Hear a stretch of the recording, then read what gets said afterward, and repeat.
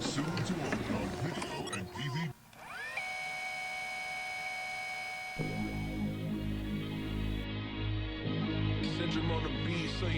Look, I'm still learning not to care what nobody think.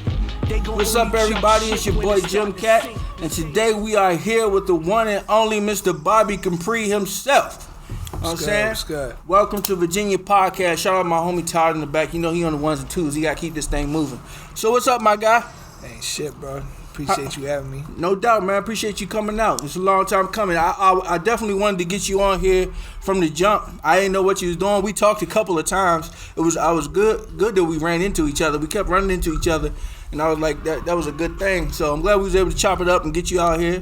So shit, what's been going on with you? Type shit. I mean, I just took a few years off. Been doing the graphic design. I just got back into rapping. About to drop a project, so. Word. Before we get into all that, because there's a lot of stuff you got going on, and it's a lot of stuff that you've done. You probably, in my opinion, you probably one of the most, what's the word I'm looking for? You're probably the most achieved artist from around this area as far as the things you've done. You probably have the most accolades, at least from what I've heard and what I've seen. You know what I'm saying? I think you took it as far as anybody's took it from our area. But before I even get into that, I want to shoot off from the beginning, like where you from and how was it life you growing up and things like that. So originally I was born in Texas, actually. Word.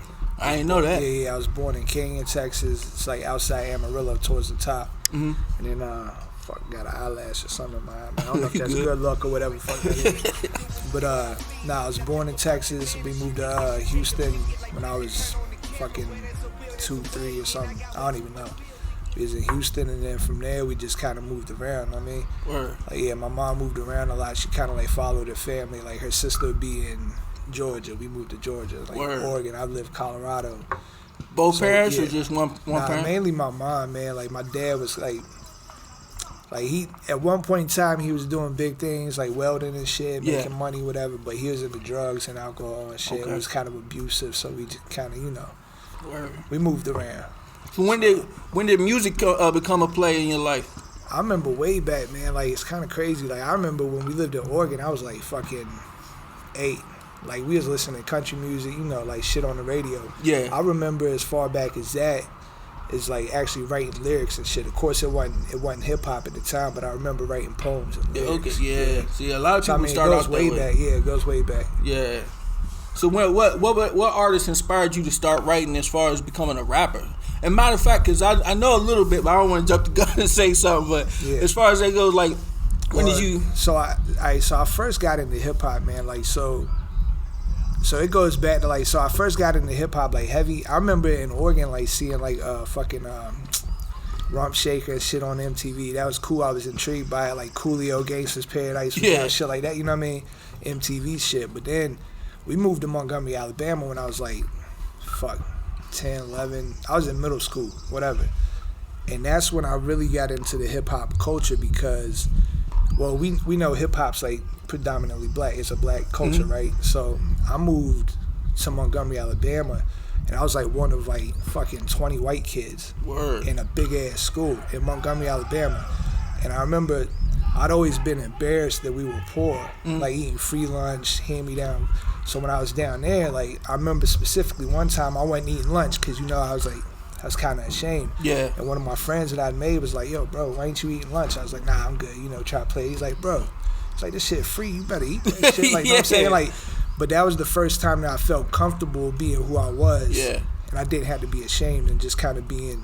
Yeah. You know what I'm saying? I was more so embraced. Like, so even though I was like the white kid, like I was different from the other white kids that were from there. Yeah. You know what I'm saying? So like I felt at home almost. Like, and I just kind of got into hip hop back then. And Master P was big, like No Limit. Of course, Biggie was like, you know what I'm saying, shit on MTV, but I was really into No Limit back then. I was in the South, But as far as actual influences and shit, probably like Jay's my favorite rapper. Jay-Z's my favorite rapper. Yeah. You know what I'm saying? Just because like how witty it is. My favorite rapper as well. Yeah, I mean, you can't. The bars are like, I mean, like, because he has so many layers to it. Yeah, exactly. And that's what I like, and that's what I always tell people, like, layers is what gives your music longevity and shelf life. like you'll hear the line and be like, oh shit, it's a dope ass line, right? You'll hear it for what it is. And then But you might hear that song like 6 months from now and hear it differently. Exactly. Like, oh shit, now I get that. You know what I'm saying? So now it's a new song again. It's refreshed.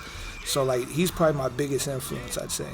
Long story short, he's my biggest influence. Word. And so, all right, I knew you, and that's good to hear because I thought you was from Waynesboro. This whole time I just thought you was from Waynesboro. Because I was like, where this dude come from? Because I'll be 100% with you. I thought back in that, like, he gotta be from. I don't know about from Waynesboro to sound like this dude or not like that. Like this dude do not sound like the average white dude from Waynesboro. It was weird to me. I was like, well, see, you clearing it up and telling me where you from and all that stuff. Now it all makes sense. Yeah, no, I get the stigma with that. You know, yeah, I get like the you stigma, trying to people. Well, being a white dude in hip hop or a white general, dude, they try to say, oh, well, he must be trying to frown or put on. But that's definitely a lot of people just like you that are hip hop, are street, and they sound, and you know what I'm saying. They are of the culture, so it is what it is.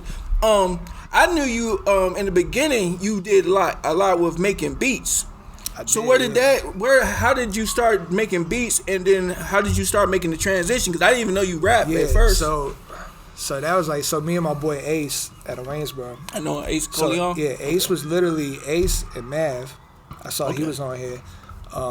Those were literally the two first people I met when I moved to Virginia. Word. I'm talking about the same day I moved. Like I moved here, got off, and that's another story. I got here on a Greyhound bus. Like we didn't just move here. Like my mom dropped us off with her sisters, 2 of us in Colorado, 2 in Oregon, and then when she got her shit together, she came out there on a Greyhound, picked them up, stopped in Colorado, picked us up, got here. Damn. So I'm talking about literally the first day I got to Virginia, we moved the Parkway down in Waynesboro. Word. And I went out to the basketball court. They was out there playing basketball. Cause Ace's uncle lived down there and shit. And we've been tight ever since then. But so when I found out that they were into rapping too, I was like, oh fuck. You know what I'm saying? We need our own beats. So I remember one year for Christmas, like all I wanted was a keyboard. And I started making beats on the keyboard and shit. And Ace used to make beats too. And that's how I got into it. Damn. Now, as far as the production as a whole, like they were cool. They were cool. Like, you know what I'm saying? You got to know your strengths, right? Yeah. So my beats were cool, and I rapped a certain way over those beats. It wasn't until I linked up with Hypes. All right, yeah. And I started rapping on his beats, and it allowed me to rap like I'm capable of rapping. Word. You know what I'm saying? So it's like sometimes you gotta like know what your strengths are. Yeah. Like my beats were cool, but I'm not a producer. You know what I mean? Word. But I did start out making beats. That's what's up. Yeah. All right. And I have to address this because I would be a fool if I didn't, and people wouldn't forgive me if I didn't address this. Do you remember when the dude named Jim Cat, which is me, dissed you?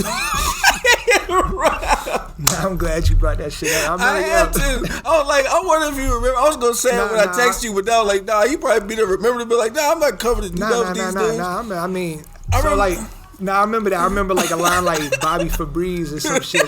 That shit was just mad funny to me. Cause I didn't even know who you were. Yeah. Nah, it was like I didn't even know who you were. So it was like. And I look back on shit like, cause I know y'all had like sharpshooters and all that. We had studios. Yeah. I mean, all that shit is just like friendly competition. But at the same time, it was dumb. And look, the only reason why I did it because a dude is no longer with us. He's still alive, but no longer with us.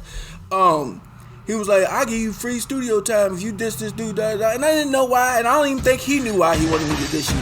But I was like, I knew. Who was that? I'm not going to say any names. I just said he's no longer with us. Is it just you two? So, yes. All right, just, and I don't get it. But this was 15, however many years ago. A lot of that I remember at the time. So, like, y'all was starting the studio or whatever, and it was like, yo, fuck Studio C, our shit's just as good. Whatever. Oh, so it came. Yeah, I think that's where it stemmed from. And plus, like, anytime you see people moving, like, it's that competitive shit. Like, I think, because I think it had more. I don't think it had anything to do with you as an artist. I think it had to do with the production side, or we're doing something as far as production.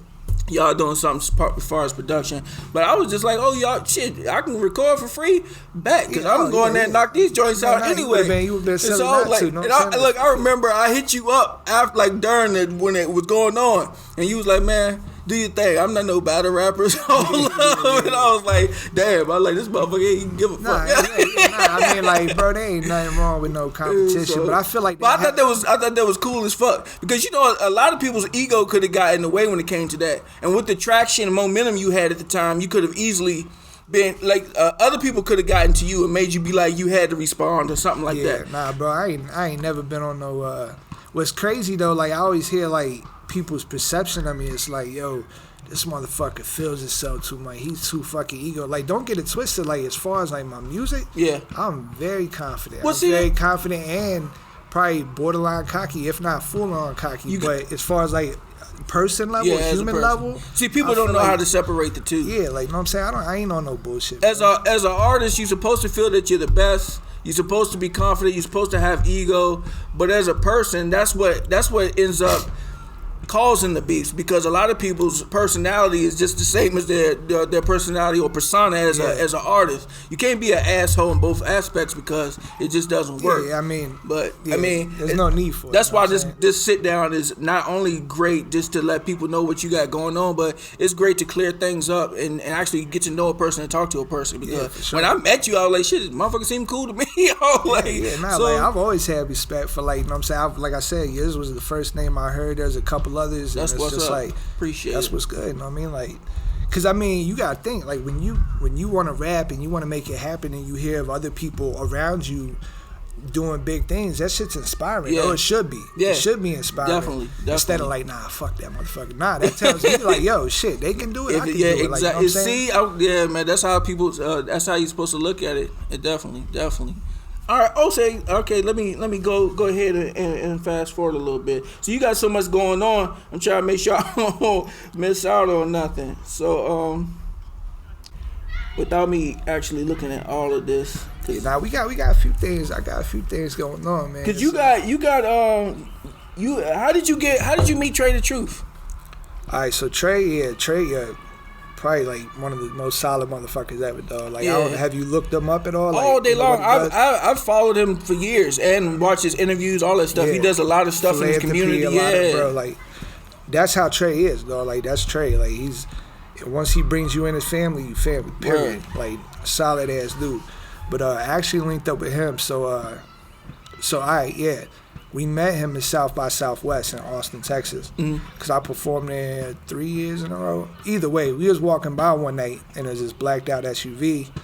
And then the dude, he was kind of like a manager to me at the time. He was an A&R for Universal, and now he's the head dude at Symphonic Distribution for hip-hop with, like, Dallas Austin and all them and shit. Damn. But they recognized Trey, so they exchanged numbers and shit. I didn't even get to chop it up with him. Like, I ain't, you know. Yeah. And I guess a year might have went by. Either way, he went on a tour, like an East Coast tour. So we paid whatever his price was. Yeah. It was at least a couple stacks. I don't know. I didn't handle that. So we paid to get on 4 shows. It was in like Baltimore, Frederick, Virginia Beach, and Harrisonburg, right?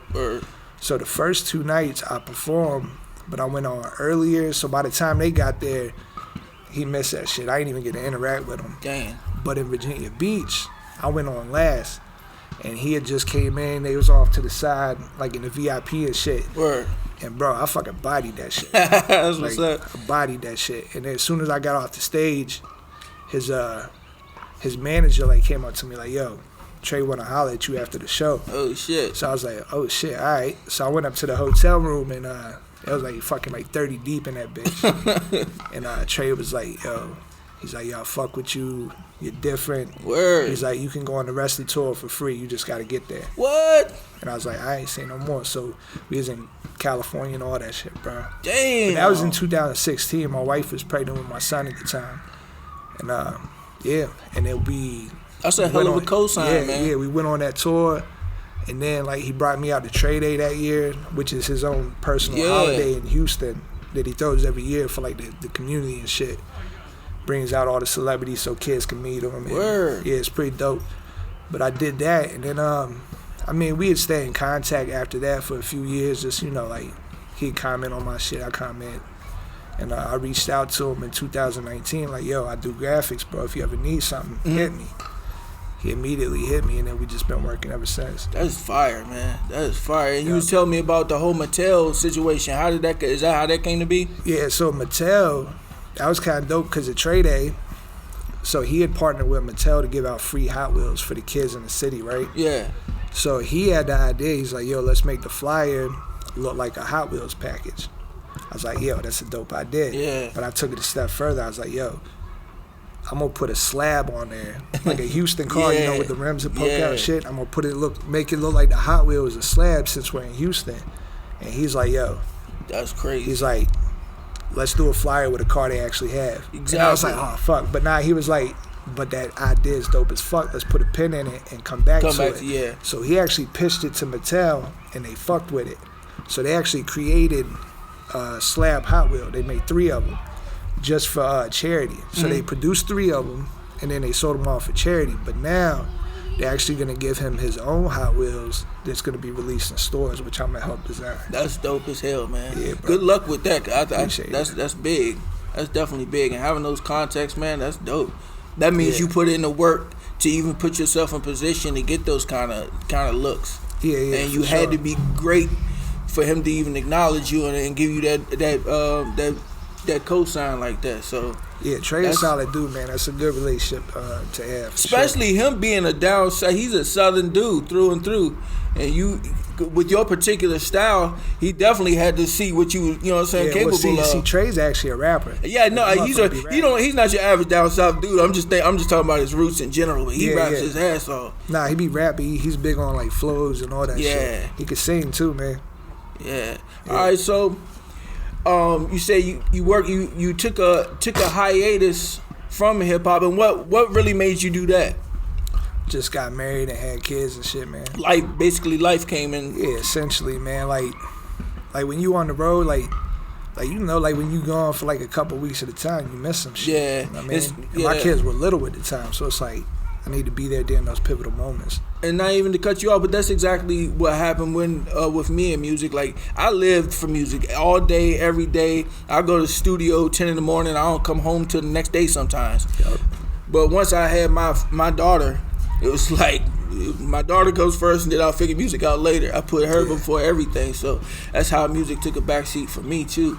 All right, so as far as that goes, when did you decide, hey man, it's time for me to put the gloves back on and get in the gym? Fuck, I don't even know, man. I just trying to think of what got the so I've been working with, y'all had him on here, T-So Ghostly. Yeah. So He's dope. I've known him for like, since he used to come to the studio, he was like 15. Word. And he just got so much drive, man, and creativity. Mm-hmm. And I would just come over and kick it with him. He's like, bro, you got to get back into this, you know? Yeah. Like, so I attribute me getting back into it, him, and then my boy Classic MC. You heard of him? Yeah. I see him on the Yeah, when he comes back in town, y'all need to Yeah. Word. But nah, they'd always be in my ear.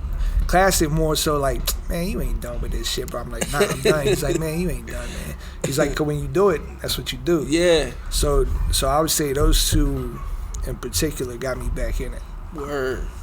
So tell the people what you got going on as far as music right now, then. I don't even know, man. I'm just recording. I done sent you some tracks. Yeah, so I mean, definitely got some fire out there. I ain't telling nobody to step their game up, but you might want to step your game up. I got some shit, man. But now I'm just gonna record and see what comes of it. That's it. So I'm just like new flows, Yo, this fucking air is cold, it's crazy. Bro. I should have warned you. When you come up on the hill, it's different. I feel like they gonna look at this video and my lips gonna be shivering. I'm trying not to. You get a little different when you come up here. I don't know why. But, nah, so I'm just recording, man. I'm thinking about, so like, Bobby Capri, obviously, but I'm just coming back as Pre. Just PRI, that's it. And I'm gonna call it Pre-Incarnated, I think. Ooh, that's dope. So we'll see what happens, man. And this time around, it's crazy, because, like, the graphics has really been my big thing over these past few years. Yeah. Like, that's kind of what got me my connections in the music industry now. So when I was doing music, I was traveling, I was in New York all the time. I got a lot of connections. Word. But I solidified actual relationships with people in the industry through my artwork. Word. So, like, I always be trying to tell, like, artists, you know, there's multiple ways into a building. Yeah. Feel me? If they're not gonna let you through the fucking door, climb through a window. You know what I'm saying? Like, or go through the cellar door or some shit. Like, you know what I mean? So that's why I look at the graphics. Like, it got me in the building. Not the way I thought I would get in the building. Yeah. But it got me in there. And now it's like, it's more of like an actual relationships with these people because I've actually built that. You know what I'm saying? That's dope, man. So, like, I always be trying to, like, I always try to tell other artists, like, hey, do this. I'm not saying don't do this, but it didn't work for me. Yeah. Like, you know what I'm saying? Like, that's the thing, especially with us, options. like, that we're older. Yeah. I feel like it's our responsibility to save some steps for these younger artists. Yeah, you know what man. I mean? It's very important because when you're doing music and you're so passionate about music, you got tunnel vision. That's all you can see. You're not thinking about, okay, what if this don't work? Maybe I can do this or do that. Like now, I never thought I would be doing a podcast interviewing an artist. If anybody had an ego, I definitely had one. Yeah. You know what I'm saying? So it was like, for me to sit down with artists, acknowledge their talent, tell them how good they are and what I think about them, that was never on my radar. You know what I'm saying? I was never a hater, but I didn't see this in my future. Yeah, but now, sure. and like now, even now with me, I want an A&R. I see people music. I like the A&R project. I'd like to do hooks for other people. Just write bridges and things of that nature, just to help them out. Catchy stuff. Like I want people to send me music, and I'll put a hook to it. They can have the motherfucker. I hear shit, and I'll be like, it would be so much better if you did it like that. You know what I'm saying? Just dropping little gems for them like that, because this whole platform is here to try to build and help artists, entrepreneurs, business people, things of that nature. The more we grow, the more the people that we've had on grow, and we can just continue to push each other like that. So I definitely appreciate you coming on, man. You know what I'm saying? Like I said, you one of the most achieved artists that this area has seen, and it's dope to see that you not only made your mark as an artist, but as a graphic designer, and being able to have those relationships that you're saying with these artists, and being able to tap back into your artistry and try to get that going again, because it not only lets people know that there's, like you said, it's more than one way to get in the door, and you don't have to give up on your dream. You know what I'm saying? Because as long as you keep pushing and keep trying to do it some way or another, you'll get in there. Man, like I always used to say, bro, like, I know you might be trying to wrap this up. Oh, it's like, all good. Nah, my big thing was like, if you build it, they'll come. Yeah. Feel the dream shit. And that's real. Yeah. Like, just be authentic in what you do. Build whatever the fuck you want to do. And the market it's meant for will come to it. You know what I mean? And that might sound cliche, but it's so real to me, because I definitely know what you're talking about. I know exactly what you're talking about when you say that. You just put it in the world, man, and it'll go where it needs to go. Definitely. Is there anything you want to tell the people before we get up out of here? Nah, just stick with it, man. Whatever you love to do it. Don't feel obligated to do the norm, like go to school or get a good job and none of that shit. Like, you can do what you love and you can monetize it. Just stay true to yourself, really. I mean, most that's definitely. it. Well, you heard it here first from the one and only formerly known as Bobby Capri. The artist formerly known as Pre-incarnated. Pre-incarnated. You know what I'm man. saying? I appreciate y'all having me, for real. Welcome man. to Virginia Podcast. We up out of here. Yeah, good Peace. luck, bro. Appreciate you, man. Man, appreciate you, Yes, man. sir. That's dope. That's a dope interview. Dang, man. Yeah, I had no idea that you moved around like that. All this time, I just thought you was dude from Waynesboro. Yeah, nah, I ain't touched Virginia till like 98, bro. Dang. 99.